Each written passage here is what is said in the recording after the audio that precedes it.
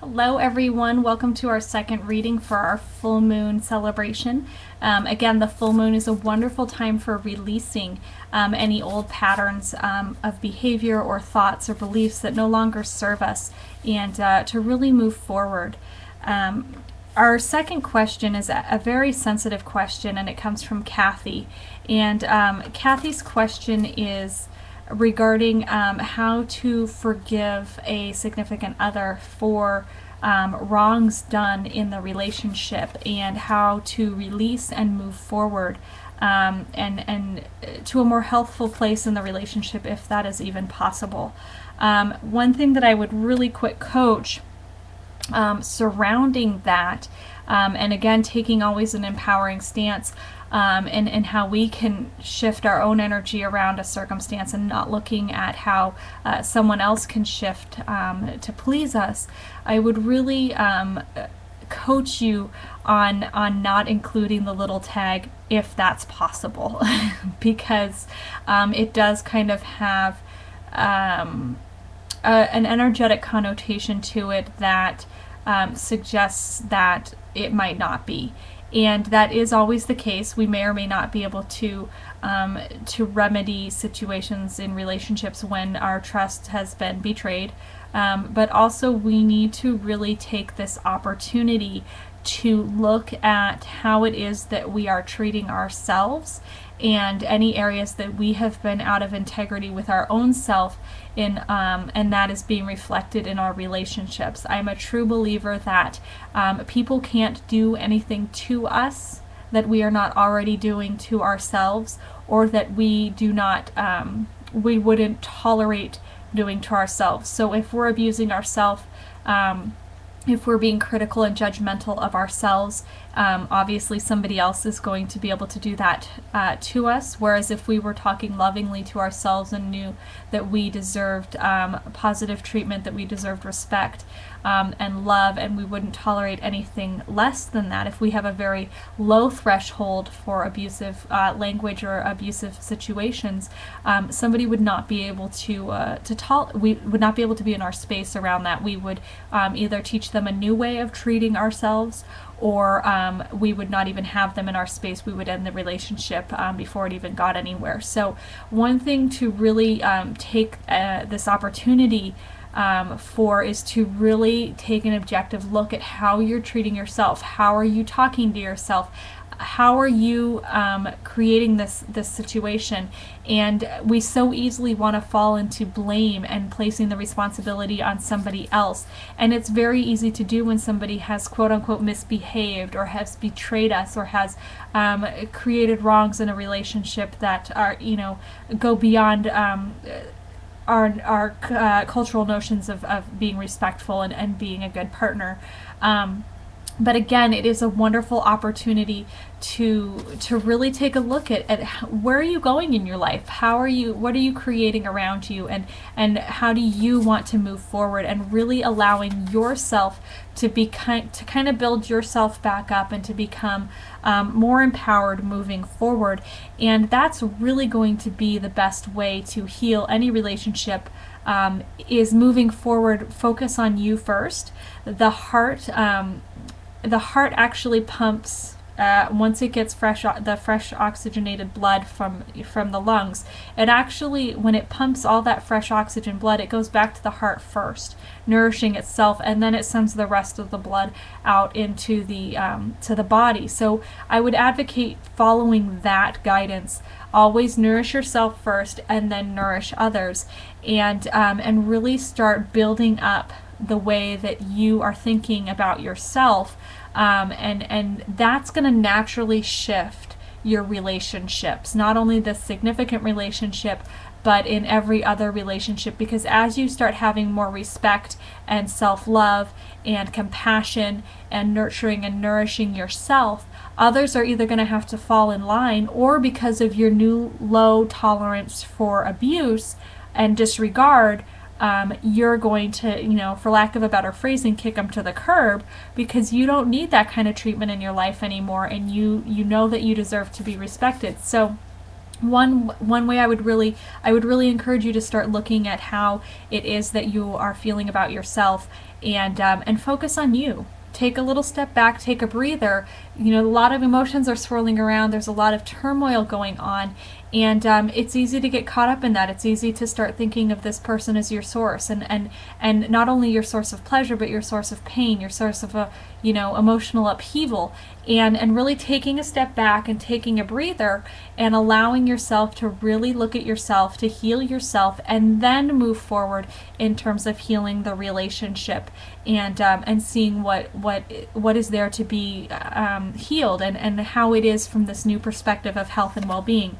So the card deck I'm pulling for you from is the Diana Cooper's Unicorn card deck.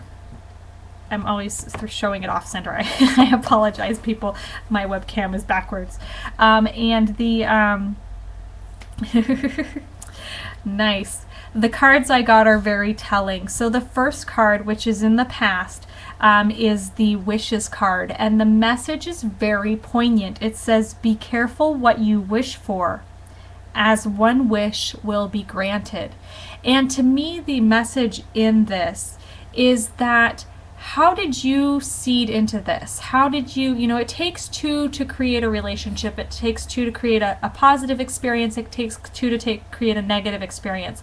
So what were you seeding into this? What thought patterns were going into this? What energy were you holding? What beliefs about yourself were you holding that were, in essence, wishes to the universe that has resulted in creating this situation?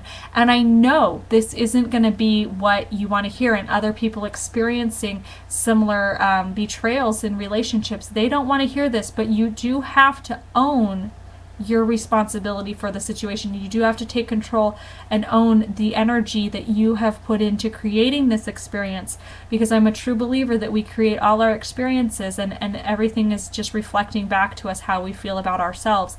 So how did you seed this? What is it about yourself that needs to be nurtured more and loved more? And these are your wishes that you were putting out to the universe, and your wish, whether it seems perversely unfair, has come true.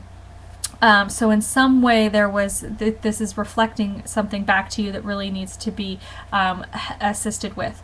Now, not to fear though, because you have a very powerful ally on your side in the form of Archangel Michael.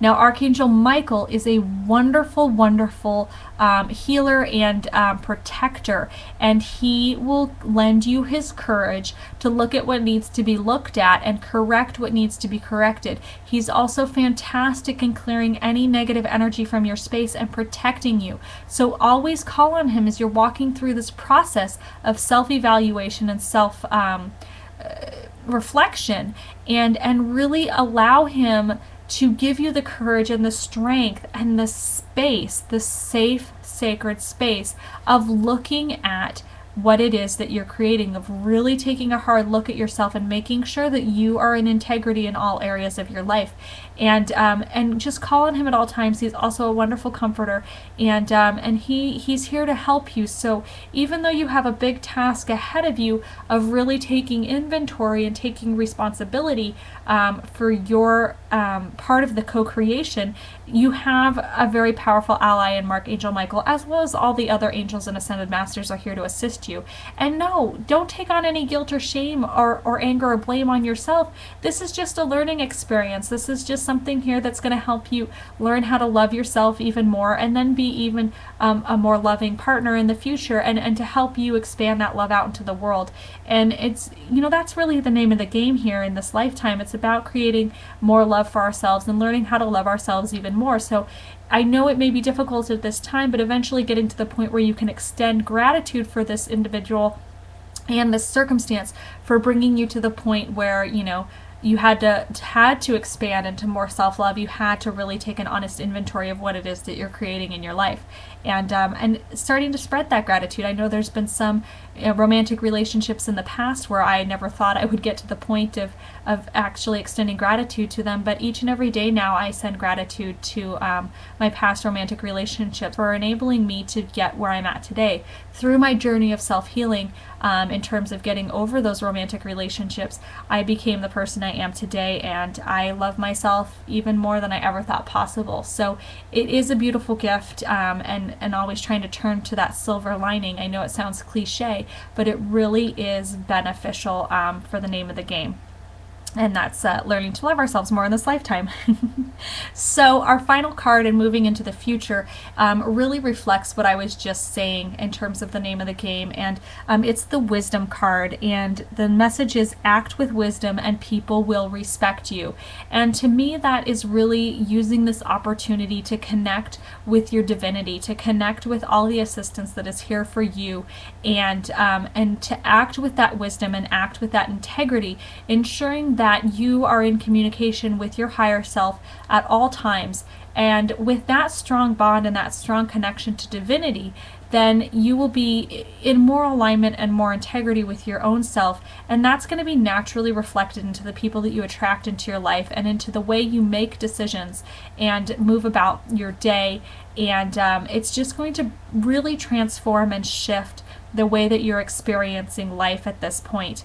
And so really call on, again, Archangel Michael, your angels, and your higher self to allow you to create the space of clarity, so that you can hear their messages and act them out in this situation in accordance with you, not only your highest good, but the highest good of all involved. And I know it's a challenging time, and I do send compassion and love your way into everybody who's experiencing difficulties in their romantic relationships. But also, it is a beautiful opportunity for you to take inventory and get down into the nitty-gritty and learn to love yourself and know yourself even more. And it's a beautiful adventure. It may not feel that way right now, but I know on the other side of it, you're going to be very grateful for this opportunity. And again, trying not to step into bitterness or shame or guilt or blame, and really taking the high road and allowing yourself to connect with that divine wisdom that's burning in your heart. Have a beautiful day. Thank you so much, Kathy, for asking such an intimate and personal question. I really do appreciate it, and I know the angels appreciate bringing forward these messages on such poignant topics. Have a beautiful day, everyone. Blessings and namaste.